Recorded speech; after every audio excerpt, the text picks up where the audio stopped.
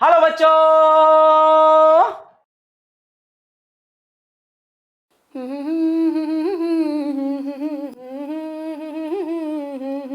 किस्मत बदलती देखी है, वक्त बदलता देखा है, दुनिया बदलती देखी है, ये जग बदलता देखा है। इस बुरे समय में कैसे चीजें बदल गई हैं बच्चों। पढ़ाई का तरीका भी बदल गया है। Things have changed completely and many many new things have come under now. अब नई नई चीजें आती जा रही हैं।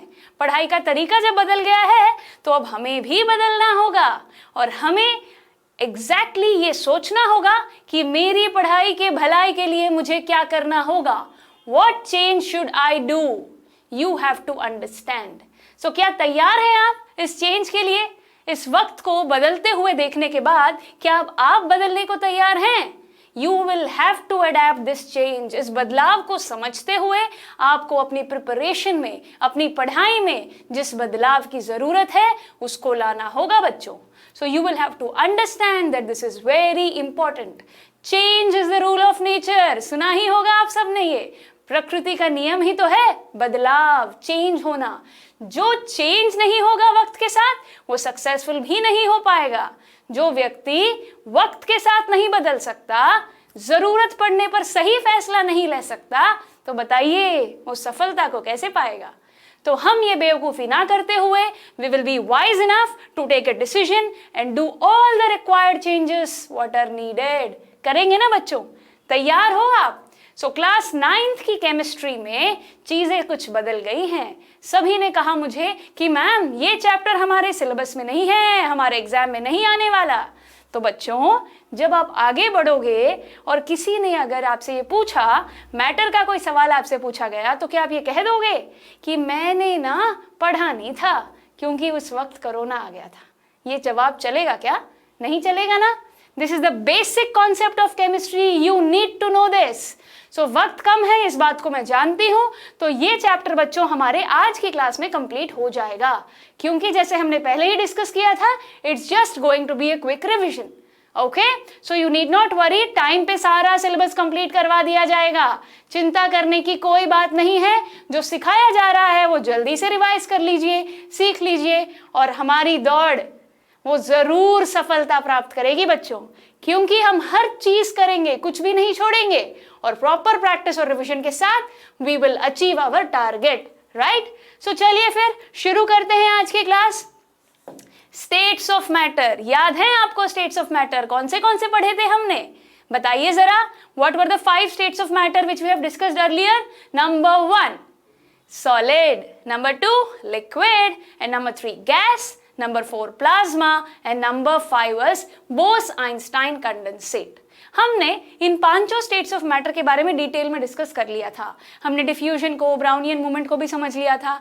तो आज की क्लास में क्या होगा फिर? So students, the topics which we are going to cover today in the second chapter of chemistry यानी कि मैटर इन आवर सराउंडिंग्स, जो टॉपिक्स हम कवर करने वाले हैं वो ध्यान से देख लीजिए आप. मैंने अभी कहा ना आपसे कि चैप्टर कंप्लीट हो जाएगा. कैसे कंप्लीट होगा, किन किन सवालों के जवाब आज आपको मिलने वाले हैं, देख लीजिए जरा. चलिए, टुडे फर्स्ट ऑफ ऑल हमने जो most commonly used states of matter यानी कि सॉलिड, लिक्विड, गैस, उनके कैरेक्टरिस्टिक्स को एक बार डिटेल में डिस्कस कर लेंगे ताकि प्रॉपरली वो टॉपिक हमारा क्लोज हो जाए. Okay, so we are going to discuss about characteristics of solid, liquid and gas. जब हमने स्टेट्स को आसानी से और अच्छे से समझ लिया होगा तब हम बात करेंगे, एक सवाल का जवाब ढूंढेंगे, क्या ये स्टेट्स ऑफ मैटर बदल सकते हैं क्या? Can matter change its state? If yes, then how? इस सवाल का जवाब हम ढूंढेंगे और फिर हम बात करेंगे एक one of the most important concept, बहुत जरूरी है ये, difference between boiling and evaporation.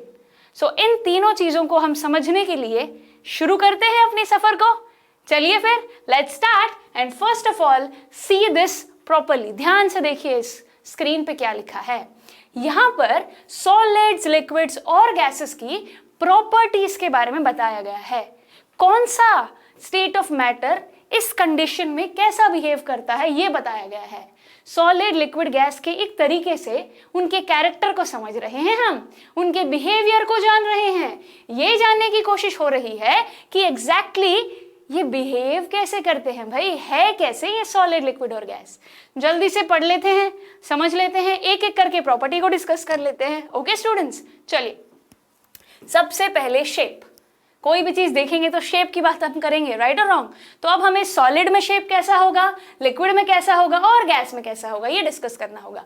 तो शेप बताइए, very easy it is. Solid will have a definite shape, right. Pen, pencil, box, eraser सभी तो सॉलिड्स हैं, राइट उनका एक फिक्स डेफिनेट शेप भी है। अब बारी लिक्विड्स की। लिक्विड्स के बारे में हमने जाना था कि जिस भी कंटेनर में हम डालेंगे उसका शेप वो ले लेगा, चाहे वो कोनिकल फ्लास्क हो, एक बीकर हो, एक ग्लास हो, जिस भी कंटेनर में आप डालोगे उसकी शेप वो ले लेगा। सिमिलरली गैस की भी यही बात है, जिस भी कंटेनर में हम डालेंगे उसकी शेप वो ले लेगा, राइट स्टूडेंट्स। शेप के बारे में क्लियर है ही हम सब। आगे बढ़ते हैं, बात करते हैं वॉल्यूम की। वॉल्यूम कैसे पता की जाए बताइए जरा। वॉल्यूम सॉलिड की, लिक्विड की और हम गैस के बारे में भी यहाँ पे मेंशन है। सॉलिड की तो डेफिनेट वॉल्यूम होगी ही, लिक्विड की भी वॉल्यूम हम फाइंड कर सकते हैं। गैस की वैसे तो इनडेफिनेट होगी, पर अगर हम उसको कंटेनर में डालेंगे उस कंटेनर का वॉल्यूम फाइंड करने की कोशिश की जा सकती है, इसीलिए यहाँ पर इनडेफिनेट मेंशन किया हुआ है। Okay students, next moving forward we are going to discuss about compressibility. बहुत अच्छा टर्म है ये, इसका मतलब जानते हो आप, पहले भी हम डिस्कस कर चुके हैं। What is compressibility? Compressibility, compress करना, जोर लगाते हैं जब प्रेशर डालते हैं उस पे, सॉलिड पे, लिक्विड पे, गैस पे, होगा क्या बताइए। सॉलिड पे अगर हम कंप्रेसिबिलिटी प्रॉपर्टी देखें, उसको कंप्रेस करने की कोशिश करें, याद है मैंने बताया था आपको कि वो टूट जाएगा पर कम नहीं होगा, उसका शेप नहीं बदला जा सकता। तो देखते हैं यहाँ क्या लिखा है। कंप्रेसिबिलिटी सॉलिड में नॉट पॉसिबल, हो ही नहीं सकती। लिक्विड में भी अगर हम देखें तो ऑलमोस्ट नेग्लिजिबल, अगर हम उसको कंप्रेस करने की कोशिश करेंगे वो गिर सकता है, फ्लो होके बाहर आ जाएगा, बट ज्यादा उसमें हम चेंज नहीं ला सकते, right. Whereas coming to gases, highly compressible. Highly compressible क्यों है? एग्जाम्पल्स हमने सीखे थे, liquefied petroleum gas, compressed natural gas, oxygen gas को कंटेनर्स में डाल के जो बच्चे या फिर जो एथलीट्स होते हैं वो भी यूज करते हैं, वाटर डाइविंग में यूज की जाती है, राइट। स्काई डाइविंग में भी कुछ लोग यूज करते हैं। ऑक्सीजन सिलेंडर साथ ले जाते हैं, माउंट एवरेस्ट पे लोग चढ़ते हुए सुना होगा आपने, वो अपना ऑक्सीजन सिलेंडर साथ लेकर जाएंगे। क्यों? क्योंकि गैस उसमें कंप्रेस हो गई है, उस कंटेनर में है, उस टैंक में है और हम आसानी से उसको लेके जा सकते हैं। याद रहेगी ना ये बात गैसेस के बारे में कि they are highly compressible. Moving on to the next now, fluidity. Fluidity क्या होती है? याद है, जो फ्लो हो सके। सॉलिड फ्लो होगा? बिल्कुल नहीं। लिक्विड फ्लो हो जाएगा, पानी यहां से वहां आसानी से बह जाएगा, right. Whereas gas can also flow, कैसे पूरे कमरे में स्प्रेड हो जाता है गैस, राइट। क्लियर? आगे बढ़ते हैं अगले पॉइंट की तरफ, रिजिडिटी। किसी बच्चे ने कमेंट सेक्शन में पूछा था, मैम रिजिड का क्या मतलब होता है? सो रिजिड का मतलब सुन लीजिएगा दोबारा से। रिजिड मतलब स्ट्रॉन्ग, फिक्स होती है ना कोई चीज, इट इज रिजिड। बहुत स्ट्रॉन्ग चीज को हम रिजिड कहते हैं, मतलब जिसको हम महसूस कर सके, अच्छा खासा स्ट्रॉन्ग चीज हो वो, राइट। रिजिड मतलब strong, solid, fixed thing. Clear? Next, solids तो हाईली रिजिड होते हैं, कोई भी चीज अगर आप देखो काफी स्ट्रॉन्ग है, रिजिड है ये, राइट। और लिक्विड लेस रिजिड, और गैसेस तो बिल्कुल ही नहीं, ठीक है। लिक्विड्स भी हम रिजिड नहीं कह सकते, ओके, बहुत कम माना जाएगा रिजिड, ओके। चलिए आगे बढ़िए। डिफ्यूजन, डिफ्यूजन से क्या याद आ गया आपको? बताइए डिफ्यूजन होता क्या है? Diffusion is intermixing of particles on their own. Diffusion को हम बढ़ा भी सकते हैं, intermixing of particles on their own is called as diffusion. किसी बच्चे ने मुझसे पूछा, मैम परफ्यूम की जो खुशबू होती है उसको हम हीट थोड़ी करेंगे, ऐसे कैसे वो फैल रही है हर जगह? इस सवाल का जवाब आपके आंसर में ही छुपा है, आपके क्वेश्चन में ही छुपा है बच्चों। डिफ्यूजन का मतलब क्या है? Intermixing of particles on their own, अपने आप पार्टिकल्स मिक्स हो जाते हैं। सो परफ्यूम के केस में जो खुशबू है अपने आप मिक्स हो रही है हवा में। Whereas when you heat up, अगरबत्ती के केस में क्या हो रही है? तब भी खुशबू अपने आप जाती है। अगरबत्ती अगर कहीं रखी हो, अगर आप पास में जाके उसको महसूस करो तो खुशबू तो आती है उसकी, पर उसको इंक्रीज करने के लिए हमने क्या किया? बताइए क्या किया? हमने उसको हीट कर दिया, राइट। डिफ्यूजन अपने आप हो गया परफ्यूम्स के केस में। अगरबत्ती, इंसेंस स्टिक के केस में भी हुआ है, पर उसको इंक्रीज करने के लिए हम उसकी टेम्परेचर बढ़ा देते हैं। I hope now your confusion is clear students, right. चलिए डिफ्यूजन के बारे में देखा, सॉलिड में बहुत कम होता है। जैसे किसी बच्चे ने कहा कि बहुत धीरे धीरे होता है, सही कहा है, ना के बराबर है, बहुत कम और बहुत वक्त लग जाता है इसमें। जैसे कि एग्जाम्पल है सॉलिड का, सॉलिड बोर्ड में चॉकपीस का लगना वक्त लगता है, राइट, ऑलमोस्ट नेग्लिजिबल ये कह सकते हैं हम, ओके। बाकी whereas to liquids and gases diffusion आराम से तेजी से होता है, गैसेस में तो सबसे ज्यादा तेज, very very fast, right. Diffusion का कॉन्सेप्ट क्लियर हो गया है आपको, रेट ऑफ डिफ्यूजन कैसे बढ़ेगा याद है ना, टेम्परेचर को बढ़ा के, राइट। क्यों बढ़ा रहे हैं हम टेम्परेचर को, क्या फायदा होगा, जो पार्टिकल्स में जो एनर्जी है वो बढ़ जाएगी और वो तेजी से हर जगह फैल जाएगी, राइट। चलिए next, number of free surfaces. Free surface कितने भी हो सकते हैं सॉलिड में तो, है ना, और लिक्विड में सिर्फ और सिर्फ एक, ऊपर फ्री जो दिखेगा वो एक सरफेस दिखेगा। पानी का ग्लास लीजिए, फ्री सरफेस सिर्फ ऊपर वाला लेयर है ना, उसे हम कहेंगे फ्री सरफेस। और गैसेस में नन, हम सरफेस नहीं देख पाएंगे उसका, सॉलिड में देख सकते हैं, कितने भी हो सकते हैं, लिक्विड में एक और गैसेस में नन। समझ गए हो ना ये point, I hope there is no confusion it, बहुत सिंपल है ना बेटा। चलिए आगे बढ़िए, डेंसिटी, डेंसिटी के बारे में क्या जानते हो, डेंसिटी मास बाय वॉल्यूम जिसे हम कहते हैं, राइट। फिजिक्स में डेंसिटी वर्ड काफी यूज कर रखा होगा। डेंसिटी कैसे हम फाइंड आउट करेंगे, उसके मास अपॉन वॉल्यूम जब हम कर लेंगे तो डेंसिटी हमें पता चल जाएगी, भारी ऑब्जेक्ट लाइट ऑब्जेक्ट के ऊपर ये डिपेंडेंट होती है, मास के ऊपर, right. So you have to understand density कैसी होगी, याद कीजिएगा जरा, बता रखा था, सॉलिड्स में वेरी हाई होगी, लिक्विड्स में फिर कम, और गैसेस में तो बहुत ही ज्यादा कम, याद रहेगी ये बात। चलो डेंसिटी की बात हो गई, और सबसे आसान पैकेजिंग ऑफ पार्टिकल्स, बहुत आसान है ये तो, डायग्राम देख के ही समझ जाओगे आप, और अब तो याद भी हो गया होगा आपको।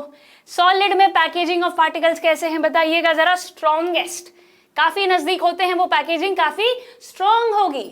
वेराज when you come to the liquids, solid से कम पर पास पास तो है ही, है ना, सॉलिड से कंपैरेटिवली इंटरमॉलिक्यूलर स्पेसेस कम होंगी। And moving on to the gases, negligible, बहुत दूर दूर होते हैं वो, तो स्पेसेस तो कम होंगे ही फिर, है ना। कितने ज्यादा स्पेस होगी बताओ, सॉलिड में, लिक्विड में, गैस में, पैकेजिंग को हम अगर देखें तो पार्टिकल्स की जो नजदीकियां हैं वो कैसी हैं ये पूछा जा रहा है यहाँ पर। सॉलिड्स में बहुत नजदीक, लिक्विड्स में थोड़ा कम, और गैसेस में बहुत ज्यादा दूर दूर होते हैं वो, है ना। चलो आगे बढ़ जाइए, फिर इंटर पार्टिकल फोर्सेस के बारे में पता चल गया हमको, स्ट्रॉन्गेस्ट सॉलिड्स में है, उससे कम लिक्विड में, और फिर उससे बहुत ज्यादा कम गैसेस में, ठीक है। आगे बढ़िए अगली तरफ, एक्सपेंशन ऑन हीटिंग, सॉलिड को, लिक्विड को और गैस को अगर हम हीट करने लगे तो एक्सपैंड होती है ना चीजें, एक्सपेंशन होता है ऑन हीटिंग, तो कितना होगा, सॉलिड में कितना, लिक्विड में कितना और गैस में कितना। देखिए जरा, सॉलिड में कम होता है, लिक्विड में सॉलिड से ज्यादा होगा, और गैसेस में बहुत ज्यादा। एक्सपेंशन ऑन हीटिंग का मतलब है बच्चों, अगर आप गौर से देखो, कोई सॉलिड को अगर आप हीट करने लगो तो वो क्या फूल के बहुत ज्यादा बढ़ जाएगा, नहीं ना, थोड़ा सा एक्सपैंड होगा हीटिंग पे, राइट। सो उसी एग्जाम्पल से, जैसे आपने सुना होगा बचपन में, छोटी क्लासेस में भी सिखाया जाता है, जो एक्स होती है, जो कुल्हाड़ी होती है, कुल्हाड़ी का जो स्टैंड होता है, वुडन का स्टैंड, वो कैसे डलेगा उसमें, बाय हीटिंग। वो थोड़ा सा एक्सपैंड कर जाता है हीटिंग पे, जब वो डल जाएगा और फिर ठंडा होने के बाद वो टाइट हो जाता है। याद है ना ये बात, कुल्हाड़ी के बारे में जरूर सीखा होगा आपने बचपन में, राइट। सो ये पॉइंट उससे आप याद कर लोगे और क्लियर भी रहेगा आपके लिए, ठीक है। अगला पॉइंट है हमारा, motion of constituent particles. Solid में, लिक्विड में, गैस में, सब में पार्टिकल्स होते हैं, सब में थोड़ी थोड़ी जगह है बीच में, ये बात याद है ना, characteristics of particles of matter में डिस्कस किया था, they have spaces between them.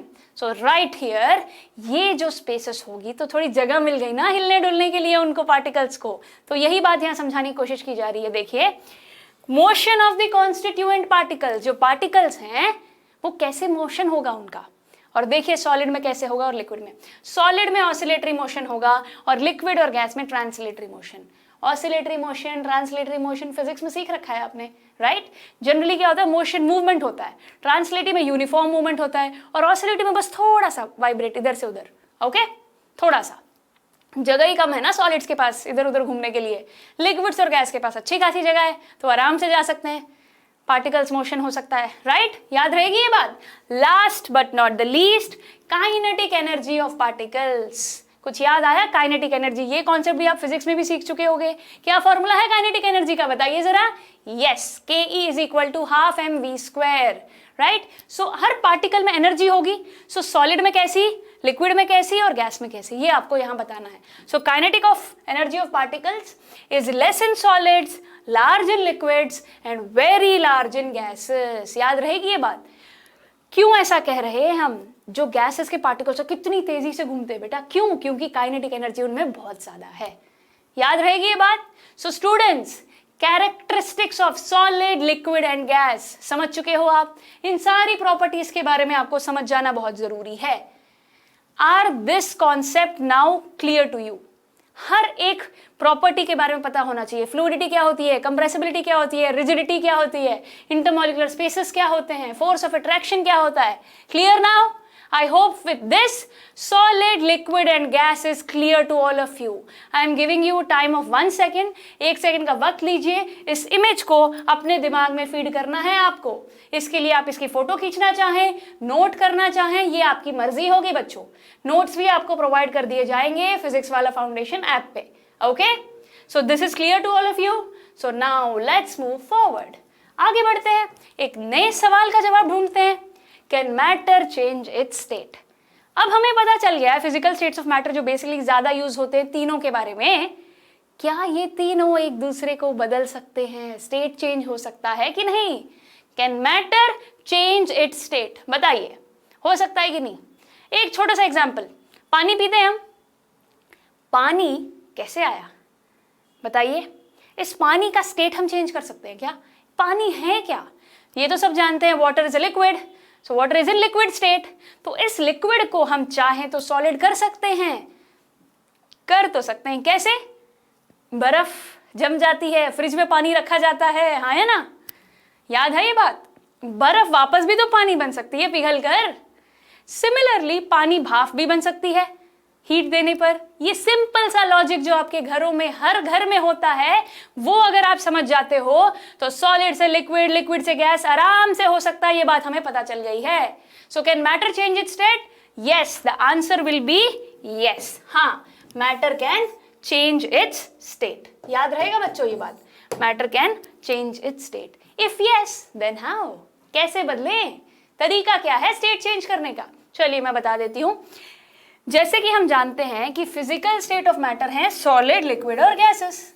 Okay, तो इन तीनों स्टेट्स को चेंज करने के दो तरीके हैं। कितने तरीके हैं? दो। याद रखने होंगे आपको। There are two ways. We are going to discuss in detail about this both the ways. पहला तरीका क्या है? बहुत आसान है बच्चों, बहुत ही ज्यादा आसान। और पहला तरीका है by changing the temperature. Temperature change कर देना एक बहुत ही आसान तरीका है। टेम्परेचर क्या होता है जानते हो ना? टेम्परेचर किससे मेजर किया जाता है बताइए जरा? यस, ये रहा हमारा थर्मोमीटर। थर्मोमीटर से हम टेम्परेचर को चेक कर लेते हैं। तो ये चेंज इन टेम्परेचर करने से स्टेट ऑफ मैटर बदल सकता है। कैसे बदलेगा डिस्कस करते हैं। ओके, दूसरा तरीका कैसा है देख लीजिए, याद कर लीजिए। By changing the pressure. Pressure change करने पर, बढ़ाने से या कम करने से क्या करना पड़ेगा? इस सवाल का जवाब भी आपको ढूंढना है।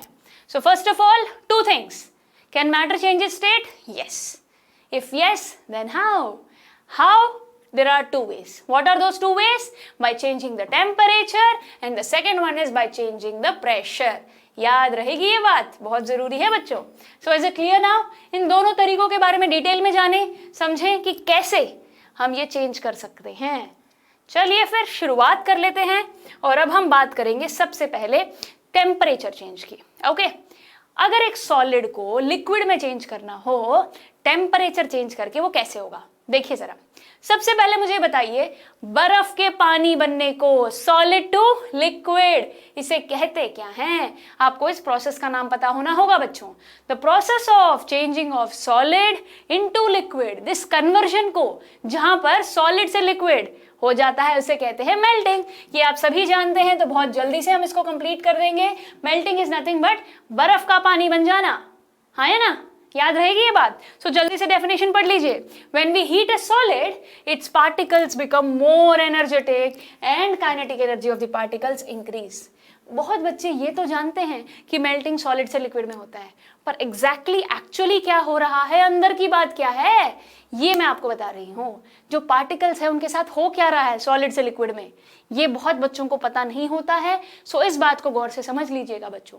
Solid to liquid is melting, that everybody knows, right? बर्फ का पानी बनना, बट एक्चुअल में अंदर हो क्या रहा है, क्या आप जानते हैं? बताइए फिर क्या होता है। जो जानता है वो अपने सही वर्ड्स में लिख सकता है कि नहीं? नोट कीजिएगा यहाँ पर क्या हो रहा है। यहाँ पर टेम्परेचर चेंज करने पर पार्टिकल्स में एनर्जी बढ़ जाएगी। क्या बढ़ जाएगी? एनर्जी बढ़ जाएगी। सो देखिए, the kinetic energy of the particles increases, then what will happen? जब काइनेटिक एनर्जी बढ़ जाएगी, the energy supplied by the heat overcomes the intermolecular forces of attraction between the particles. बहुत ध्यान से सुनिए इस बात को। जब हीट बढ़ा रहे हैं तो इस हीट से फर्क क्या पड़ेगा? जो पार्टिकल्स में जो इंटरमॉलिक्यूलर फोर्सेस है ना, वो धीरे धीरे अट्रैक्शन उसका कम होता चला जाएगा, और वो इतना कम हो जाएगा कि वो लिक्विड बन जाएगा। ये बात जानते हो ना आप, सॉलिड में इंटरमॉलिक्यूलर फोर्सेस बहुत ज्यादा होते हैं। अगर धीरे धीरे उनको वीक करने लगे और एक ऐसा स्टेट पहुंच जाए जहां पर वो बिल्कुल वीक हो जाए, लिक्विड जितना हो जाए, तो ऑब्वियसली फिर वो लिक्विड ही तो बनेगा। देखिए, as a result the particles leave their mean position and break away from each other. After this solid melts into a liquid. जो पार्टिकल जहां था ना, हीट करने पर धीरे धीरे अपनी जगह बदल लेता है वो, जैसे टेम्परेचर बढ़ गया, क्योंकि काइनेटिक एनर्जी बढ़ जाती है पार्टिकल की, तो मेन पोजीशन से जहां पर वो था वहां से थोड़ा दूर होने लगता है, और धीरे धीरे as a result what will happen? The solid will change into liquid. तो याद रहेगी ये बात, solid to liquid.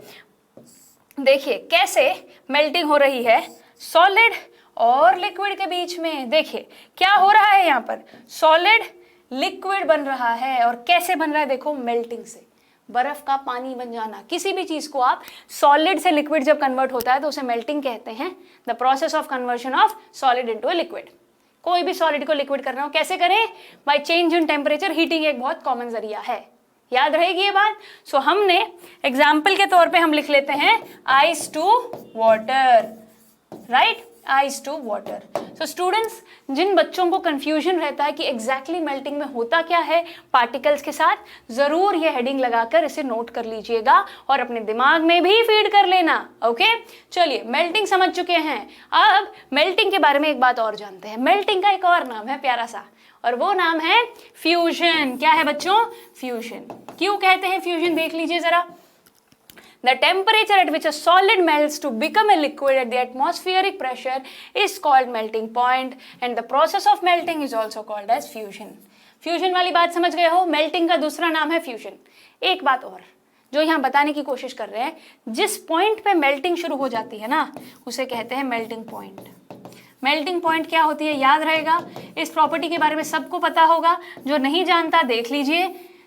The temperature at which a solid will melt to become a liquid, इस पॉइंट को कहेंगे मेल्टिंग पॉइंट। याद रहेगी ये बात, और एटमॉस्फेरिक प्रेशर वाली बात जरूर याद रखिएगा। ओके, मेल्टिंग का दूसरा नाम क्या है? फ्यूजन। क्या होता है melting point? The temperature at which a solid is converting into a liquid at the atmospheric pressure. तो जैसे मैंने आपको बताया, सॉलिड से लिक्विड जब होता है, टेम्परेचर बढ़ाने पर देखिए फ्यूजन हो रहा है। ये बात तो आप समझ गए हो। तो क्या आप एक बात जानते हो कि मेल्टिंग पॉइंट ऑफ आइस कितना है भाई? किस टेम्परेचर पे आइस मेल्ट हो जाएगा? ये सभी जानते होंगे, it is 0 degree Celsius. 0 degree Celsius is equal to 273 kelvin. ये बात आप जानते हो, इज इक्वल टू 273 केल्विन। इसको 2, एक और इसकी वैल्यू 273.15 होती है, जिसे हम 273 ही मानते हैं जनरली। ओके, ये बात याद रखिएगा। ओके, 0.15 को नेग्लिजिबल कंसिडर कर लेते हैं हम, और यहां पर 273 केल्विन ही कंसिडर होगा। 0 degree Celsius is equal to 273 kelvin. Okay, याद रहेगी ये बात, है ना बच्चों? क्लियर? मेल्टिंग फ्यूजन बात एक ही है, मतलब समझ चुके हैं। तो चलिए फिर आगे बढ़ते हैं और जल्दी से बात करते हैं इंटरेस्टिंग से बात चीज के बारे में, लिक्विड टू गैस। लिक्विड से गैस कैसे कन्वर्ट होगा बताइए जरा। लिक्विड मतलब पानी, गैस मतलब भाप। पानी से भाप बन जाना, कहां पर हम देखते हैं ऐसे लिक्विड टू गैस कन्वर्ट हो जाना? कुछ एग्जांपल्स बताइए जरा। सबसे पहले आपको ये जानना होगा कि लिक्विड टू गैस के चेंज को कहते क्या है? इसे कहते हैं बॉइलिंग या फिर वेपराइजेशन भी कहते हैं। क्या कहते हैं बच्चों? बॉइलिंग या फिर वेपराइजेशन। याद रहेगी ये बात, बॉइलिंग या फिर वेपराइजेशन। क्लियर? सो कहाँ देखते हैं हम? हमारे जब कपड़े सुखाते हैं हम, गीले होते हैं, उनमें नमी होती है, पानी होता है ऑब्वियसली, तो कुछ वक्त बाद कुछ करने पर वो सूख जाते हैं। कैसे? जब कपड़े हम सुखाते हैं तो पानी भाप बनकर निकल जाता है, इसमें वेपराइजेशन ही तो हो रहा है, बॉइलिंग ही तो हो रही है। एक और एग्जाम्पल, गर्मी में कितना पसीना आता है? पर्स्पिरेशन जिसे हम कहते हैं, क्या कहते हैं? पर्स्पिरेशन। स्वेटिंग को पर्स्पिरेशन भी कहते हैं, स्वेटिंग को पर्स्पिरेशन भी कहते हैं, ये बात याद रखिएगा आप। सो पर्स्पिरेशन में क्या हो रहा है? स्वेटिंग में कैसे वो गीला पानी मतलब पसीना जो आता है वो सूख जाता है, राइट? इसके बारे में डिटेल में हम जानेंगे जब हम लेटेंट हीट ऑफ वेपराइजेशन के बारे में भी समझेंगे। Okay, so have you understood how vaporisation occurs in our daily life, right? Vaporisation कैसे होता है? जब हम चाय बना रहे होते हैं तब भी वेपराइजेशन हो रहा है बच्चों, है ना? बॉयल हो रही है चीजें, राइट? सो आपको बॉइलिंग क्या होता है ये समझना होगा, वेपराइजेशन क्या होता है। बात एक ही है, बॉइलिंग का एक और नाम हो गया वेपराइजेशन, मेल्टिंग का एक और नाम क्या था? फ्यूजन। याद रहेगी ये बात। चलिए इसका डेफिनेशन को समझते हैं, बातों को डिटेल में जानते हैं। जब हम ये बॉइलिंग या वेपराइजेशन कर रहे हैं ना बच्चों, तो होता क्या है एग्जैक्टली? एक लिक्विड के साथ हो क्या रहा है जिस वजह से वो भाप बन गया? भाई बात क्या है? पार्टिकल्स का झोल तो समझाइए जरा कि हुआ क्या, समझ लीजिए। फिर लिक्विड को गैस में कन्वर्ट करने के लिए हम हीट करते हैं। देखिए, when we supply heat energy to the liquid, the particles of the water start vibrating even faster. पानी के जो पार्टिकल्स हैं वो वाइब्रेट करना शुरू हो जाएंगे, अपनी जगह से हिलना शुरू हो जाएंगे। क्यों? पार्टिकल्स में एनर्जी बढ़ती रही है तो अपनी हलचल तो मचाएंगे वो। सो जब पार्टिकल्स ऐसे हिलने लगेंगे, they become free to move, they become free to move and escape from the liquid. जो पार्टिकल्स ज्यादा ऑसिलेट करते हैं, मूव करने लगते हैं, उनको फ्रीडम मिल जाती है और वो free to move. So liquid के सब्सटेंस से वो अपने आप को अलग कर लेते हैं और भाप बनकर बाहर निकल जाते हैं। यही हो रहा है यहाँ पर। So they become free to move and escape from the liquid, thus the liquid vaporises. Evaporation, vaporisation हो रहा है यहाँ पर, ठीक है? अब जब लिक्विड गैस में कन्वर्ट हो गया तो इवेपोरेशन, वेपराइजेशन हो गया। बच्चों ये वेपराइजेशन, इवेपोरेशन, ये दो वर्ड हैं, दोनों में भाप बन के चीजें निकल रही है, पर इसमें फर्क क्या है ये भी जानेंगे हम। अभी के लिए आप ये समझ लीजिए कि कैसे वेपराइजेशन हो रहा है। ओके, लिक्विड गैस में कैसे कन्वर्ट हो रहा है। ओके, ये बात समझ चुके हो आप। पार्टिकल्स में एनर्जी बढ़ जाती है तो वो फिर धीरे धीरे जैसे उनकी एनर्जी बढ़ती है वो मूव करने लगेंगे और फिर फ्रीली एस्केप हो जाएंगे लिक्विड में से। याद रहेगी ये बात? Is it clear now? तो बताइए फिर बॉइलिंग क्या होती है? आपने जाना, बॉइलिंग को ही वेपराइजेशन कहते हैं। पानी को भाप बनाने के लिए उस टेम्परेचर को क्या कहेंगे? बॉइलिंग पॉइंट कहेंगे। So the temperature at which a liquid changes into a gas is called as boiling point. Okay, atmospheric pressure वाली बात हमेशा रखनी जरूरी है क्योंकि वो जिस कंडीशन पे होता है उसे हम कहते हैं at the atmospheric pressure. This will be called as boiling point. Melting point, boiling point याद रहेगा, बहुत आसान है। The temperature at which liquid starts melting, the temperature at which, बेटा एक बात याद रखो, जो गलती अभी मैंने की, ध्यान से सुनिए। मैंने क्या कहा? The temperature at which liquid starts melting. पानी को क्या मेल्ट करोगे भाई? Solid will start melting, right? उस पॉइंट को हम कहेंगे मेल्टिंग पॉइंट। और लिक्विड बॉयल होगा ना तो लिक्विड विल स्टार्ट बॉइलिंग, उस टेम्परेचर को हम कहेंगे बॉइलिंग पॉइंट। याद रहेगी ये बात। एक एक वर्ड बेटा बहुत सोच समझ के लिखना होगा। Okay, so melting point, boiling point clear. Solid to liquid melting होता है, लिक्विड टू गैस वेपराइजेशन यानी कि बॉइलिंग होता है। ये बात अब आप अच्छे से समझ चुके हो। ओके, चलिए फिर आगे बढ़िए। अब एक बात करते हैं, लिक्विड से अगर हम गैस बना सकते हैं भाप को, तो फिर गैस से लिक्विड वापस कैसा लाया जाए बताइए जरा। इस प्रोसेस को क्या कहते हैं? कंफ्यूज मत होना और इस टर्म को ध्यान से अपने दिमाग में फीड करना। इसे कहते हैं कंडेंसेशन। क्या कहते हैं बच्चों? कंडेंसेशन। स्पेलिंग भी ध्यान रखना, गलती नहीं होनी चाहिए। कंडेंसेशन में क्या हो रहा है? The process of changing a gas to a liquid. Gas liquid बन जाएगा। गर्म करने पर लिक्विड गैस बन रहा है, तो ठंडा होने पर क्या होगा? गैस लिक्विड बन जाएगा। वहां पर हम टेम्परेचर इंक्रीज करते हैं, यहाँ अपने आप जब टेम्परेचर कम होगा ना तो वापस बन जाएगा लिक्विड ही। सो इसे कहते हैं हम, कूलिंग पे होगा ये तो इसलिए कंडेंसेशन। ये बात याद रहेगी। एक बात आप समझे होगे, बॉइलिंग हो रही है, पानी भाप बना, राइट? भाप वापस पानी बन रहा है तो रिवर्स हो गया ना। So condensation can also be called as reverse of boiling, reverse of vaporisation. True और फॉल्स में आ सकता है ये सवाल। Condensation is reverse of vaporisation, true और फॉल्स? बताइए क्या लिखोगे? सबसे पहले तुम्हें बॉइलिंग और मेल्टिंग समझना होगा, है ना? तो फिर देखोगे आप कौन किसका रिवर्स है। बहुत सिंपल है। So yes, condensation is reverse of vaporisation. Is it clear now? तो जब टेम्परेचर कम हो जाएगा तो अपने आप जब वो भाप बनी थी वो ठंडी होकर वापस पानी आ जाएगा। पार्टिकल्स के साथ क्या हो रहा है, it's particles lose so much kinetic energy that they slow down, they move closer together until they start beginning attracted to each other and form a liquid. Liquid बन गया गैस से। वो जो पार्टिकल्स का खेल है ना, पहले तो बहुत दूर दूर हो गए थे, जैसे जैसे टेम्परेचर कम होता वो धीरे धीरे नजदीक आने लग गए, और इतने नजदीक जितना लिक्विड्स में आते हैं, तो क्या बन गया, लिक्विड बन गया। डाउट है इसमें, कंफ्यूजन है किसी प्रकार का, चिंता की क्या बात जब पूजा मैम है साथ। तो हम क्या करेंगे, एक छोटा सा एग्जाम्पल देखते हैं, कंफ्यूजन को दूर करते हैं। घर पे खाना सबके पकता है, हाँ है ना, तो पकते वक्त आप ढक्कन लगाते हो, है ना, तो जो भाप से वो खाना पकता है, यू नो दिस। खाना जब बन जाएगा तो गैस ऑफ कर देंगे, राइट। अब देखो क्या हो रहा है, हमने पहले टेम्परेचर बढ़ाया, खाने को पकाया, भाप से खाना पका, जब बंद कर दिया टेम्परेचर धीरे धीरे कम होगा, तो जरा उस ढक्कन को अगर आप खोल के देखेंगे तो you will observe that there are water droplets on the lid. What happened here, condensation happened.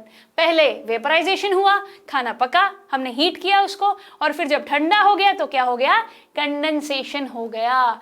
तो कुकिंग ऑफ फूड, जब खाना बनता है तो हम बहुत आसानी से कंडेंसेशन को वहां पर ऑब्जर्व कर सकते हैं। हम एक लिड से कवर करते हैं ना खाने को, हम एक लिड से कवर करते हैं, राइट। सो लिड से कवर होगा खाना, तो ये लिड जब उठाया जाए तो आप देखोगे कि इस पे छोटे छोटे छोटे छोटे छोटे छोटे वाटर ड्रॉपलेट्स। याद रहेगी ये बात, कंडेंसेशन क्लियर है, इस एग्जाम्पल से आप चीजें समझ ही गए होंगे, है ना बच्चों। So now let's move on to the next concept which is freezing.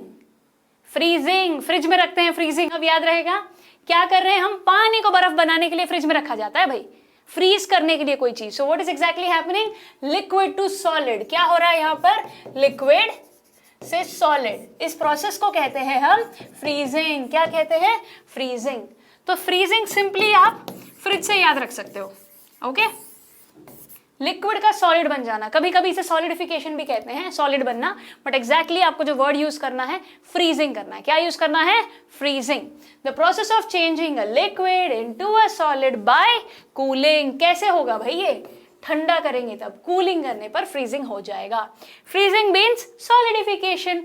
ये वर्ड, ये टर्म याद रखना बच्चों, फ्रीजिंग और सॉलिडिफिकेशन बात एक ही है। आपको जैसे जैसे चीजें सीखते जाओगे, मतलब समझते जाओगे, एक बात का ध्यान और रखना है कि कभी भी उसका निकनेम नहीं भूलना है, एक और नाम भी होता है उसका। जरूरी नहीं कि हर बार मेल्टिंग बोल के बोले, फ्यूजन वर्ड यूज करेंगे तो दिमाग की बत्ती जलनी चाहिए, अरे ये मुझे उलझाने की कोशिश कर रहा है, नाम फ्यूजन है पर मतलब वही है, मेल्टिंग। याद रहेगी ना बात। Similarly freezing and solidification means the same, solid बन रहा है तो सॉलिडिफिकेशन, कोई कंफ्यूजन ही नहीं होना चाहिए इसमें, okay. So freezing is the reverse of melting, melting का उल्टा हो जाएगा ना बच्चों यहाँ पर, राइट। क्लियर है, फ्रीजिंग को भी अच्छे से समझ गए हो आप, बहुत बढ़िया। अब बारी आई एक बहुत ही इंटरेस्टिंग चीज के बारे में। हमने सॉलिड से लिक्विड देखा, लिक्विड से गैस देखा, वापस उल्टा प्रोसेस रिवर्स भी देख लिया, हाँ है ना। अब बात करते हैं डायरेक्टली सॉलिड से गैस। डायरेक्टली सॉलिड से गैस, बीच में लिक्विड नहीं है, ध्यान से समझिए मेरी बात। जनरली हमने सॉलिड देखा, इस सॉलिड को हमने लिक्विड में कन्वर्ट कर दिया, फिर लिक्विड को हमने गैस में कन्वर्ट कर दिया। यहां पर लिक्विड अगर हम उड़ा दें और डायरेक्ट सॉलिड से गैस हो जाए, सॉलिड से गैस, उसे हम कहेंगे sublimation. Remember this term carefully. What is it called? It is called sublimation. बच्चों ध्यान से समझ चाहिए इस वर्ड को। Sublime substances वो होते हैं जो डायरेक्टली सॉलिड से गैस में कन्वर्ट हो जाते हैं। याद रहेगी ये बात। चलिए, the changing of solid directly into vapor on heating is called as sublimation, and changing of vapor into solid on the cooling is known as deposition. बच्चों उल्टा भी बता रहे हैं यहाँ पर। पहले आपको क्या करना है, आपको ये देखना है सॉलिड से गैस होगा तो उसको क्या बोलेंगे, बताइए। उसको हम कहेंगे सब्लिमेशन। वापस गैस से सॉलिड होगा तो उसके लिए वर्ड यूज किया गया है deposition. Is it clear? Solid से गैस, ये टर्म आपके दिमाग में फीड हो जाना चाहिए, सब्लिमेशन। क्या है बच्चों? सब्लिमेशन। अगर मैं वापस गैस से सॉलिड लाऊं तो उसे हम कहेंगे deposition. Is it clear? I hope this is understood to all of you, right? अब आप बोलो मैम ये सॉलिड से गैस रियल लाइफ में होता है क्या? बिल्कुल होता है। सब लोग पूजा करते हो, आरती करते हैं हम, तो उस टाइम पे कपूर की गोली को देखिए जरा, कपूर की गोली कैसे जलाते ही धीरे धीरे आप देखोगे कि वेपर्स निकलते हैं, हाँ या ना, धुआं नजर आता है थोड़ा सा, तो सॉलिड टू गैस ही तो हो रहा है। तो एग्जाम्पल में आप कैम्फर की गोली समझिए इसको। कपूर को इंग्लिश में बच्चों कैम्फर कहते हैं। क्या कहते हैं? कैम्फर। नैफ्थलीन बॉल्स भी देखी होगी आपने, घरों में कपड़ों में रखी जाती है ताकि स्मेल ना हो, उनमें कोई कीड़े ना लग जाएं।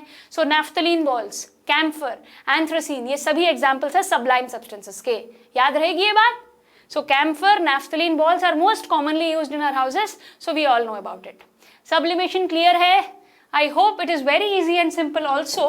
टेक्स्ट बुक में एक्टिविटी भी दे रखी है इसके लिए, अमोनियम क्लोराइड की, बहुत आसान है, डायरेक्टली सॉलिड से गैस में कन्वर्ट हो जाता है वो, बस। ओके अब ये कहानी को समझे या नहीं? सॉलिड से लिक्विड, लिक्विड से गैस। अगर समझ गए हो तो जल्दी से बताओ फिर, सॉलिड से लिक्विड क्या कहेंगे इसको? यस, इसको हम कहेंगे मेल्टिंग। क्या कहेंगे? मेल्टिंग। मेल्टिंग सुनते ही दूसरी चीज का नाम क्या है? एक और नाम, मेल्टिंग का एक और नाम है फ्यूजन। क्या है बच्चों? फ्यूजन। क्या कहेंगे हम इसे?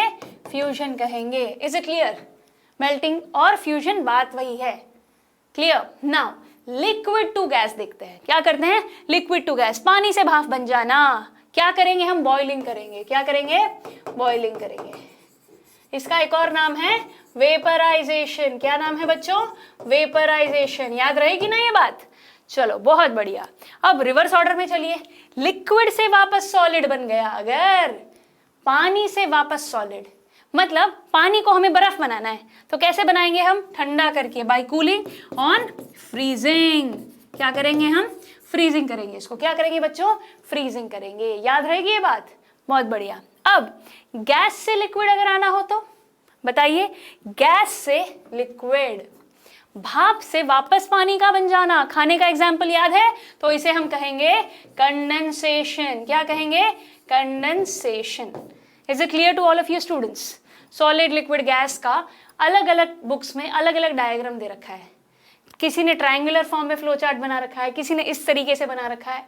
आपको तीनों ही स्टेट, सॉलिड से लिक्विड, लिक्विड से गैस, जब कन्वर्ट होते हैं क्या होता है पता होना चाहिए, रिवर्स भी पता होना चाहिए। और डायरेक्ट अगर सॉलिड से गैस हो जाए, डायरेक्टली अगर सॉलिड से गैस हो जाए तो उसे क्या कहते हैं ये भी पता होना चाहिए। क्या कहेंगे उसे? Yes, sublimation. क्या कहेंगे बच्चों? सब्लिमेशन। सो मेल्टिंग और फ्यूजन, बॉइलिंग और वेपराइजेशन, फ्रीजिंग एंड कंडेंसेशन, ये चारों क्लियर है, इसमें कोई शक नहीं है। सब्लिमेशन और डिपोजिशन डायरेक्टली अगर हो जाए तो क्या बन जाएगा? सब्लिमेशन और deposition. Okay students, I hope there is no confusion at all. देखिए मैंने आपको सब्लिमेशन और डिपोजिशन यहाँ अच्छे से समझा दिया है, राइट? इस पिक्चर में भी अगर आप गौर से देखें तो सॉलिड से लिक्विड, लिक्विड से गैस हमने समझा, और अगर वापस आना हो सॉलिड से गैस और गैस से सॉलिड डायरेक्टली करना हो तो कैसे हैं वो मैंने आपको समझा दिया है, सब्लिमेशन एंड डिपोजिशन। ये वर्ड्स याद रखिएगा बच्चों, ठीक है? Sublimation, deposition. Okay, is it clear now? समझना बहुत जरूरी है, राइट? ये कॉन्सेप्ट क्लियर होगा तभी साइंस में क्लैरिटी आएगी। हमारे आसपास इतनी सारी चीजें हो रही हैं, मैटर इन अवर सराउंडिंग्स। जो स्टेट बदलता है तो उसका नाम क्या होगा ये तो पता ही होना चाहिए ना बच्चों, राइट? बहुत कॉमन सिंपल चीज है लाइफ में साइंस के बारे में, ये तो बेसिक चीजें हैं जो आपको पता होनी चाहिए। इसमें गड़बड़ करोगे तो तुम्हें ये कहा जाएगा यार इसको तो बेसिक सेंस ही नहीं है, बेसिक साइंस की नॉलेज ही नहीं है। ये चैप्टर ना ही सिर्फ साइंस के लिए जरूरी है बल्कि आगे आने वाले वक्त में बेसिक सेंस लगा के, नॉलेज यूज करके किसी को सवाल का जवाब देना पड़ जाए तो बहुत जरूरी है, राइट? ओके, सो इस चैप्टर का बहुत इंपॉर्टेंट पॉइंट है ये जो स्टेट्स के कन्वर्जन को समझना। ओके स्टूडेंट्स, इसे ही कहते हैं इंटर कन्वर्जन ऑफ स्टेट्स। क्या कहेंगे हम? Inter conversion of states. क्या कहेंगे? ध्यान से सुनिएगा, इंटर कन्वर्जन ऑफ स्टेट्स। जैसे कहा गया कि can matter change its state, हमने कहा हाँ, yes it can change. So if yes then how? दो तरीके बताए गए है ना, दोनों तरीके हमने समझे, राइट? तो हमारे पास पहला तरीका था भाई टेम्परेचर चेंज का, तो हमने सॉलिड लिया, लिक्विड लिया, गैस लिया, राइट? इसी तरीके से आपके टेक्स्ट बुक में भी इमेज होगी, सॉलिड से लिक्विड हो गया तो बताइए क्या होगा? जल्दी बता दीजिए, ऐसे नोट करना आपको आना चाहिए, है ना? सॉलिड से लिक्विड, मेल्टिंग। क्लियर? ग्रेट। अब बताइए, इसी को वापस कर देते हैं, मेल्टिंग से मेल्टिंग का रिवर्स क्या होगा? लिक्विड से सॉलिड। क्या करेंगे हम? पानी से वापस बर्फ बनाएंगे बाय फ्रीजिंग। क्या करेंगे हम? फ्रीजिंग। ऐसे ही बेटा आपको भी ये करना, ये बनाना आना चाहिए, इसीलिए मैं खुद आपको ये बना के दिखा रही हूँ। बहुत बच्चों को ये बहुत आसान लगता है, पर वक्त आने पर ना इसी में कंफ्यूज हो जाते हैं, और मैं नहीं चाहती कि आप कंफ्यूज हो। राइट ऐसे आपको बनाना आना चाहिए, दिमाग में कॉन्सेप्ट क्लियर होना चाहिए। अगर किसी को कंफ्यूजन हो कि भाई मैं ये डेफिनेशन कैसे याद रखूं, सिर्फ इस इमेज से चीजें आसान हो जाएंगी। तो लिक्विड से गैस बताइए क्या होगा? वेपराइजेशन, यानी कि बॉइलिंग। ओके वापस गैस टू लिक्विड, खाने का ठंडा हो जाना, कंडेंसेशन। याद रहेगी ये बात? ग्रेट। अब सॉलिड से डायरेक्ट गैस हमने सीखा था सब्लिमेशन। क्या था बच्चों? सब्लिमेशन। गैस से वापस सॉलिड हमने सीखा डिपोजिशन। सो इस एक इमेज में बेसिक आइडिया आपको मिल गया है, हाँ या ना? बताइए, is it clear to all of you now? Okay साफ साफ समझ आ रही है आपको बात? इंटर कन्वर्जन ऑफ स्टेट्स कैसे हो गया है ना? हमने अब बात की है इसमें टेम्परेचर चेंज के बारे में, हमने समझा कैसे by heating and by cooling things change. Clear? I hope there is no confusion at all right now. चलिए फिर अब आगे बढ़ते हैं इंटरेस्टिंग कॉन्सेप्ट की तरफ। हम अब बात करेंगे लेटेंट हीट ऑफ फ्यूजन और लेटेंट हीट ऑफ वेपराइजेशन की। अब आप बोलोगे मैम ये क्या है, ये किस चिड़िया का नाम है? इस पूरे चैप्टर में बहुत बच्चे जो कॉन्सेप्ट से डरते हैं या कंफ्यूज हो जाते हैं वो यही है। उन्हें ये तो पता है कि कन्वर्जन ऑफ स्टेट्स होता है, कैसे कौन सा बदलता है, याद भी कर लेते हैं, कई बच्चे तो रटते भी हैं इसको। आई होप अब आप समझ चुके होंगे और रटने की जरूरत आपको नहीं पड़ेगी। इस कॉन्सेप्ट को भी समझने की कोशिश कीजिए, बहुत आसान है, मुश्किल ना बनाइएगा। और जिसके लिए ऑलरेडी मुश्किल महसूस हो रहा है तो चलिए इस मुश्किल को आसान कर देते हैं। चलिए क्या होगा? सबसे पहले बात होगी लेटेंट हीट ऑफ फ्यूजन की। किसकी बात होगी? लेटेंट हीट ऑफ फ्यूजन की। सो यहाँ पर लेटेंट हीट ऑफ फ्यूजन का मतलब क्या है हमें जानना है। ओके हमें इन वर्ड्स को समझना है। फ्यूजन क्या है? ये फ्यूजन। फ्यूजन सुनते ही क्या आया? मेल्टिंग का एक और नाम फ्यूजन ही तो था। सो लेटेंट हीट को हम डिनोट करते हैं एल से। किससे डिनोट करेंगे हम? एल से। L is equal to Q by M. आपकी किताबों में हो सकता है ये ना हो, आगे आने वाले वक्त में यूज करोगे तो मुझे लगा बता ही देती हूँ कुछ एडवांस बातें। So L latent heat can be found out by Q by M. कैसे फाइंड आउट करेंगे हम? क्यू बाई एम से। इसके बारे में और डिटेल में भी जानेंगे हम आगे जाके। सो पहले अब हम बात करते हैं लेटेंट हीट ऑफ फ्यूजन की। कैसे होगा लेटेंट हीट ऑफ फ्यूजन? चलिए अभी बता देती हूं मैं आपको। लेटेंट हीट ऑफ फ्यूजन के बारे में जो आपको याद रखना है वो ये है कि एक यूनिट को सॉलिड से लिक्विड होने में जितनी एनर्जी लगेगी, जितनी हीट लगेगी, उसे हम कहेंगे लेटेंट हीट ऑफ फ्यूजन। दोबारा से समझिए, इस लाइन को पढ़िए फिर देखते हैं हम।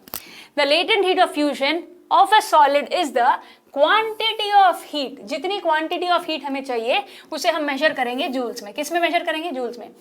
The quantity of heat required to convert 1 kg of the solid to the liquid.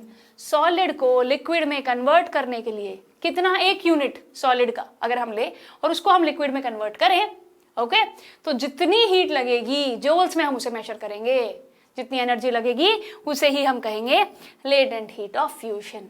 एक बात का ध्यान रखना है, without any change in temperature. ये खास बात है, टेम्परेचर चेंज नहीं होगा। क्या? टेम्परेचर चेंज नहीं होगा, सॉलिड का 1 यूनिट लिक्विड में चेंज हो जाएगा। ऐसे कैसे भाई? इसको समझते हैं। लेटेंट हीट ऑफ फ्यूजन में क्या हो रहा है? सॉलिड लिक्विड में कन्वर्ट हो रहा है विदाउट चेंज इन टेम्परेचर। कितना सॉलिड? 1 kg, 1 यूनिट हम कह सकते हैं, 1 ग्राम भी हो सकता है। 1 unit of solid at its melting point, इसी को हम कहेंगे लेटेंट हीट ऑफ फ्यूजन। इस डेफिनेशन को रटना नहीं है हमको, बस इतना समझना है कि 1 यूनिट को, सॉलिड के 1 यूनिट को हमें लिक्विड में कन्वर्ट करना है। कंडीशन क्या है? Without change in temperature at its melting point. जितनी एनर्जी लगेगी ना, उस एनर्जी को जूल्स में हम मेजर करेंगे और उसी को हम कहेंगे लेटेंट हीट ऑफ फ्यूजन। उस हीट को हम कहेंगे, जितनी हीट चाहिए 1 kg सॉलिड को लिक्विड में कन्वर्ट करने के लिए, ओके मेल्ट करने के लिए उस सॉलिड को लिक्विड में, उसी को कहा जाता है लेटेंट हीट ऑफ फ्यूजन। ये नोट कर लीजिएगा, इसको समझ लीजिए। ओके सो अब हम बात करेंगे लेटेंट हीट ऑफ फ्यूजन के बारे में। एक बहुत इंपॉर्टेंट बात बेटा, कॉम्पिटिटिव एग्जाम्स में भी ये पूछा जाता है और एनसीईआरटी पॉइंट ऑफ व्यू में भी ये जरूरी है। Because when we know melting point of ice, कि हमें किस टेम्परेचर पर आइस मेल्ट हो जाएगा, similarly you should also know latent heat of fusion of ice. Ice कब कितनी हीट चाहिए? 1 kg 1 kg ऑफ सॉलिड, यानी कि 1 kg ऑफ सॉलिड को लिक्विड में कन्वर्ट करने के लिए कितनी हीट चाहिए, उसकी वैल्यू आपको पता होनी चाहिए। कितनी चाहिए बच्चों? 3.34 इंटू 10⁵ जूल्स पर kg। ओके, ये वैल्यू आपको याद रखनी होगी। यहाँ पर जो लिखा है इसका मतलब यही है कि 3.34 इंटू 10⁵ जूल्स चाहिए 1 kg को, इतनी हीट एनर्जी लगेगी।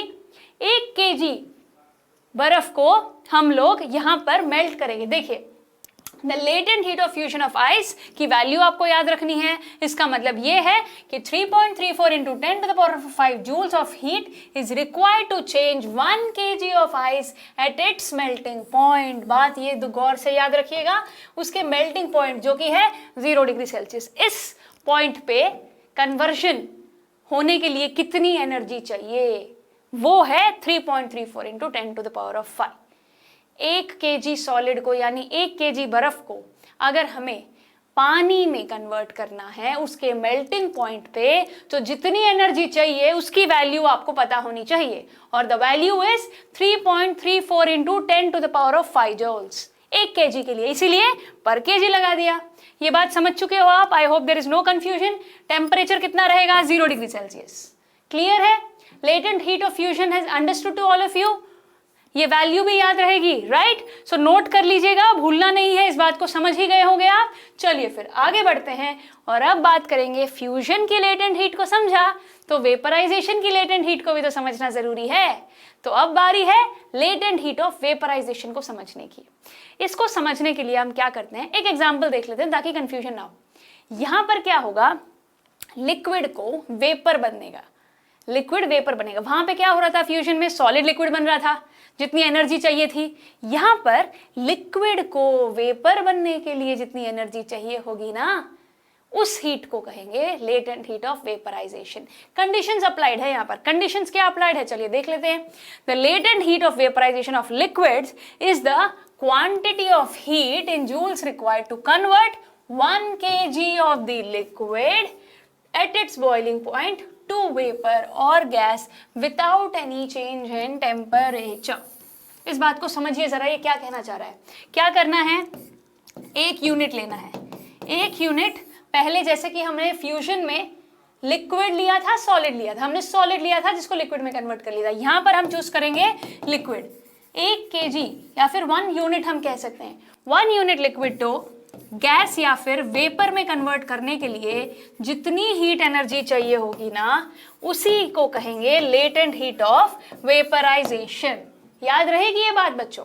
मटके का पानी हमेशा ठंडा क्यों रहता है, ये सवाल आपसे पूछा जा सकता है।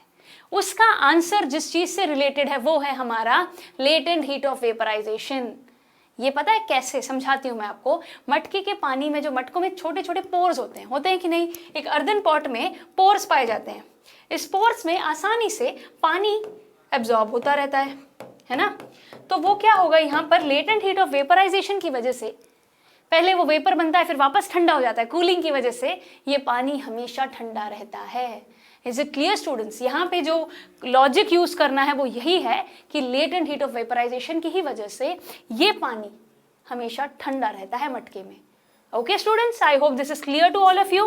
चलिए अब आगे बढ़ते हैं, और जैसे हमने वैल्यू याद की लेटेंट हीट ऑफ फ्यूजन की, वैसे ही हम अब लेटेंट हीट ऑफ वेपराइजेशन, यानी कि जब पानी से भाप बन जाएगा 1 kg पानी, उसकी वैल्यू भी हम याद रखेंगे। ओके, सो चलिए, the latent heat of vaporization of water is 22.5 into 10⁵। ये वैल्यू अपने को याद रखनी है, जॉल्स पर kg, क्योंकि हम बात कर रहे हैं 1 kg की यहाँ पर। और बॉइलिंग पॉइंट ऑफ वाटर कितना है, टेम्परेचर कितना रहेगा यहाँ पर, 100 डिग्री सेल्सियस पर। कितना, 100 degree Celsius. So I hope latent heat of vaporization का जो कॉन्सेप्ट है वो आपके समझ आ ही गया होगा। इस वैल्यू को आपको याद रखना है। एक अगर समझ जाते हैं तो दूसरा समझ जाना बहुत आसान है। Is it clear students? हमने लेटेंट हीट ऑफ फ्यूजन समझा है, लेटेंट हीट ऑफ वेपराइजेशन समझा है। इसके लिए फ्यूजन क्या होता है, वेपराइजेशन क्या होता है पता होना चाहिए, हमें वो पता है। बस कितनी हीट लगेगी इसको होने के लिए, बस यही फाइंड आउट करना आना चाहिए। वैल्यूज जो याद करनी है ये भी मैंने आपको बता दी है। चलिए अब आगे बढ़ते हैं। और अगर किसी भी बच्चे को लेटेंट हीट ऑफ फ्यूजन और वेपराइजेशन में, लेटेंट हीट का कॉन्सेप्ट में 1% भी कंफ्यूजन रह गया तो वो अब दूर हो जाएगा। इस ग्राफ को देखिए, किस चीज का ग्राफ है ये? टेम्परेचर और हीट का ग्राफ है। किसका ग्राफ है? Temperature versus heat. किसका टेम्परेचर, किसकी हीट, हो क्या रहा है यहाँ पर? स्टेट्स ऑफ मैटर की बात हो रही है। यहाँ पर किसकी बात हो रही है? States of matter. कौन से? सॉलिड, लिक्विड और गैस। यहाँ पर क्या हो रहा है, जब हम हीट प्रोवाइड करते हैं, जब हम हीट करते हैं चीजों को, टेम्परेचर बढ़ा रहे होते तो क्या होता है, ये समझना है। कैसे सॉलिड से लिक्विड चेंज हो रहा है, कैसे लिक्विड से गैस चेंज हो रहा है, चलिए इस ग्राफ के थ्रू हम समझते हैं। देखिएगा जरा क्या हो रहा है। यहाँ पर सॉलिड पे हम टेम्परेचर बढ़ाते जा रहे हैं, हीट कर रहे हैं। देखो टेम्परेचर धीरे धीरे धीरे धीरे बढ़ रहा है कि नहीं? यहाँ पर जब ऐसे बढ़ रहा है तो एक पॉइंट आया, टेम्परेचर तो बढ़ रहा है, पर देखिए नोटिस कीजिए यहाँ पर एक सिंगल लाइन है, स्लोप की तरह बढ़ नहीं रहा, रुक गया। हुआ क्या?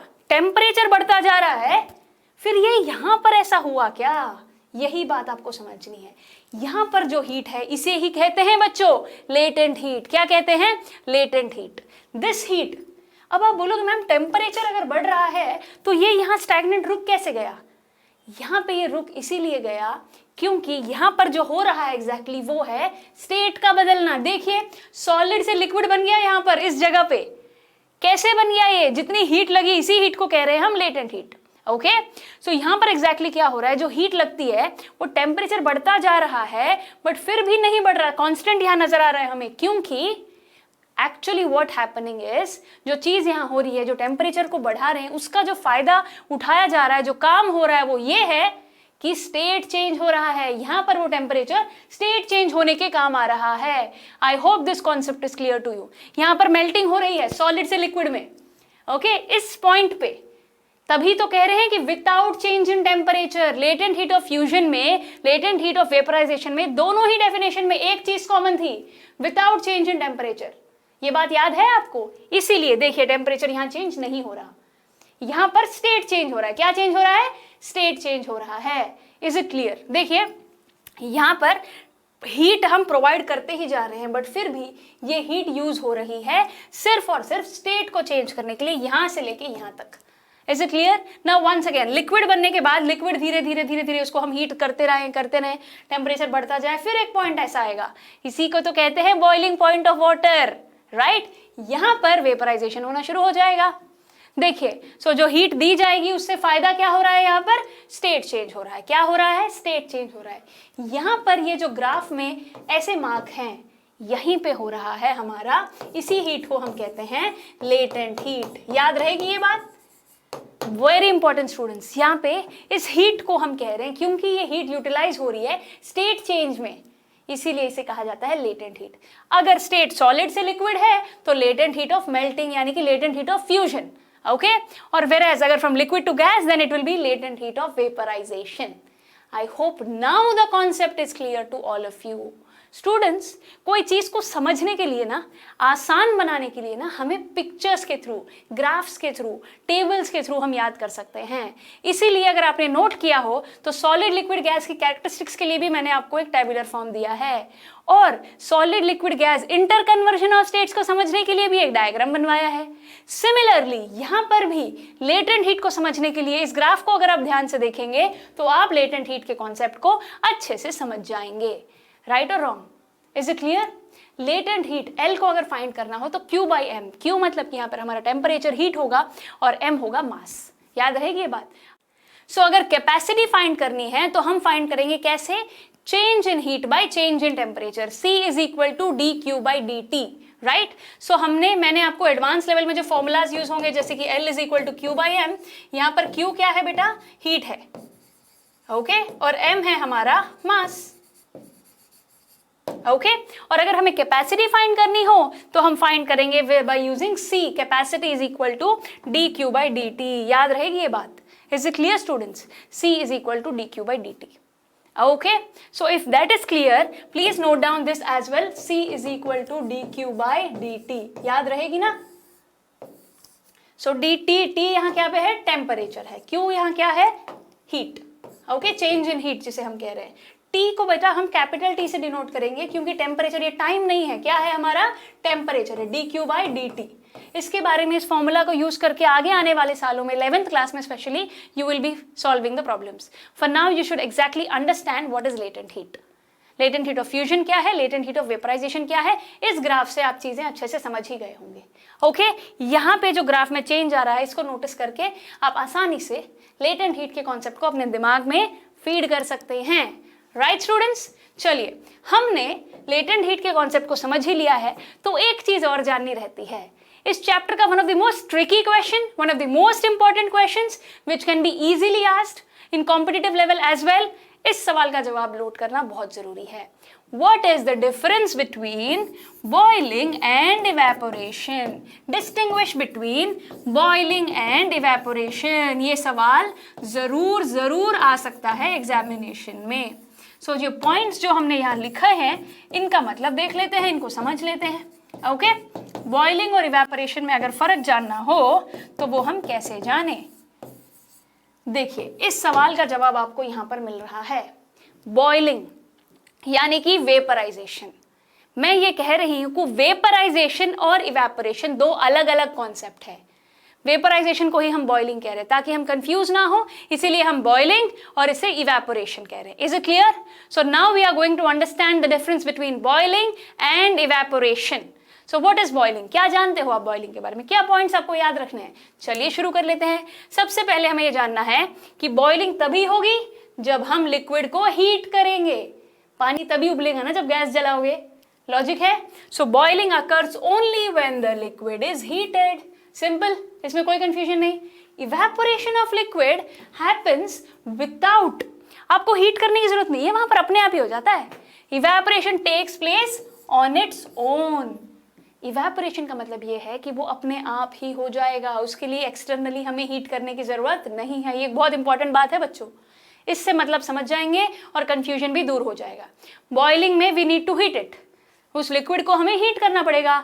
और इवेपोरेशन में कुछ करने की जरूरत नहीं है, अपने आप ही हो जाएगा. ठीक है, याद रहेगी ना ये बात. चलिए नेक्स्ट पॉइंट देखिए. Boiling takes place at a specific temperature known as the boiling point of the liquid. Water का बॉइलिंग पॉइंट कितना है? 100 degree Celsius.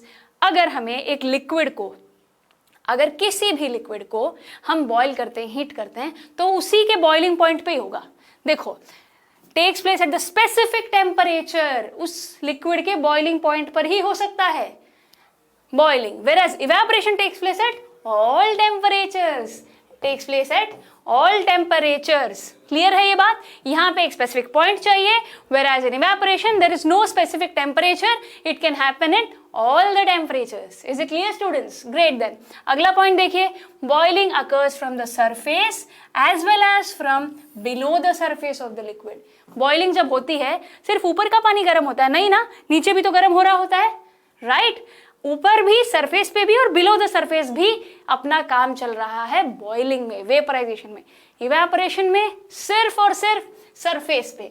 Evaporation is a surface phenomena and occurs only from the surface of the liquid.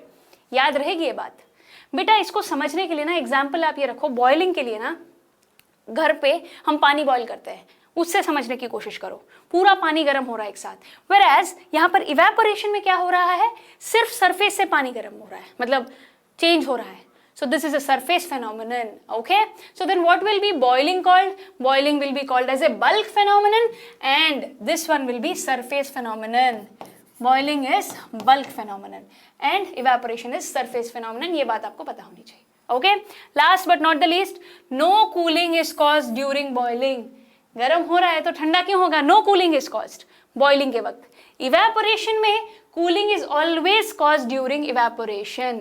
बेटा, cooling is caused during evaporation को समझने के लिए पानी के मटके वाली बात. इवेपोरेशन हो रहा है पर रिटर्न में क्या हो रहा है? पानी ठंडा हो रहा है हमारा, कूलिंग कॉज हो रही है ना. इसीलिए कपड़े भी जब हम सुखाते हैं तो वहां पर क्या हो रहा है? ध्यान से अगर हम देखें तो कपड़े थोड़े से वार्म मिलेंगे या ठंडे मिलेंगे? okay, so cooling is caused during evaporation. is it clear? boiling और evaporation का फर्क I hope आप अच्छे से समझ चुके होंगे बच्चों. and there is no confusion in it.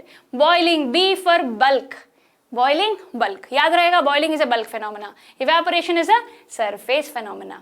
Evaporation के लिए हमारी वाटर साइकिल याद कीजिए, रेन्स याद कीजिए। बारिश कैसे होती है? अपने आप को जाके नदियों में आग लगाता है क्या? हीट करते हैं क्या हम? नहीं, अपने आप ही सनलाइट से हो जाता है, राइट। वेयरएज पानी को जब हम गैस पे रखेंगे तो बिना गैस चलाए क्या वो हीट होगा? नहीं। इसे एक एग्जाम्पल से, boiling of water and water cycle वाले एग्जाम्पल से बॉइलिंग और इवेपोरेशन क्लियर हो जाएगा। And I hope students there is no confusion left. So understand, यहां पर हम एग्जाम्पल देंगे बॉइलिंग ऑफ वाटर का। क्या? Boiling of water. और यहां पर हम वाटर साइकिल में, जैसे नदियों में से, रिवर्स में से पानी इवेपोरेट होता है और बारिश के लिए कन्वर्ट हो जाता है, क्लाउड्स में चला जाता है, यहां पे वाटर साइकिल, रेन होता है ना जिस तरीके से, ये ऑलरेडी छोटी क्लास में आप पढ़ ही चुके होंगे in the younger classes. So students बताइए जरा, मैटर इन अवर सराउंडिंग्स, इस बात को अच्छे से अब समझे या नहीं? बताइए, मैटर क्या होता है हमने जल्दी से जान लिया था पिछली ही क्लास में। हमने स्टेट्स ऑफ मैटर को भी जाना, okay, solid, liquid, gas, plasma, Bose Einstein condensate. फिर हमने डिटेल में सब कैरेक्टरिस्टिक्स की बात करी, प्रॉपर्टीज की बात करी, राइट और रॉन्ग। फिर हमने डिटेल में समझा कि कन्वर्जन ऑफ स्टेट्स कैसे होता है, आपस में स्टेट्स कैसे बदलते हैं। हमने इंटर कन्वर्जन ऑफ स्टेट्स भी समझे। क्या समझा? Inter conversion of states. और ये कैसे होगा? हमने ये भी जाना कि ये होगा bye change in temperature and change in pressure. तो बच्चों आज हमने ना टेम्परेचर का जिक्र किया है। किसका जिक्र किया है? टेम्परेचर का। डिटेल में हीट करने पर कैसे चीजें होती हैं ये हमने जानी है, right. And I hope this is clear to all of you. अगले लेक्चर में एक छोटा सा टॉपिक रहेगा, चेंज इन प्रेशर। क्या बच गया हमारा? Change in pressure. इस सेकेंड पॉइंट को भी हम डिस्कस करेंगे कि जब प्रेशर चेंज होगा तो बात क्या होगी, ये हम जानेंगे। इसके साथ अगले लेक्चर का मेरा प्लान है कि हम क्वेश्चंस डिस्कस करेंगे। फर्स्ट चैप्टर के एग्जामिनेशन पॉइंट ऑफ व्यू में, कॉम्पिटिटिव लेवल में कैसे सवाल आ सकते हैं, बेसिक लॉजिकल क्वेश्चन जो आपको पता ही होने चाहिए, जो आपके बोर्ड्स में भी काम आएंगे। मल्टीपल चॉइस क्वेश्चन, जो बच्चा एनटीएससी अगले साल एनटीएससी देना चाह रहा हो वो 9th का ये चैप्टर बिल्कुल नहीं छोड़ सकता। Remember my words, once again I am telling you, इस चैप्टर को छोड़ना अगले साल के लिए बेवकूफ़ी होगी, स्पेशली उस बच्चे के लिए जो कॉम्पिटिटिव एक्सपेक्ट कर रहा है अपने लिए। ओके, सो आई होप ये बात क्लियर होगी आप सभी को। सो हम क्वेश्चंस भी डिस्कस करेंगे अगली क्लास में। So in our next class we are going to discuss about change in pressure and the questions. With this we will wrap up our first chapter of class 9th chemistry. So बताइए कैसा लगा? मुझे तो बड़ा मजा आया। आज quick revision में हमने पूरी चीजें अच्छे से रिवाइज की हैं।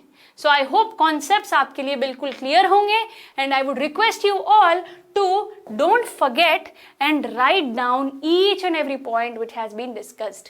आप अगर ज़्यादा नहीं लिखना चाहते हो तो important point ज़रूर नोट कर लीजिएगा। नोट्स आपको फिजिक्स वाला फाउंडेशन ऐप पर मिल ही जाएंगी। तो हम मिलेंगे हमारी अगली क्लास में। तब तक के लिए keep enjoying, keep practicing, have fun and don't forget to study. Okay? चलिए, thank you so much students. मिलेंगे हमारी अगली क्लास में। पढ़ाई करते रहें। All the very best.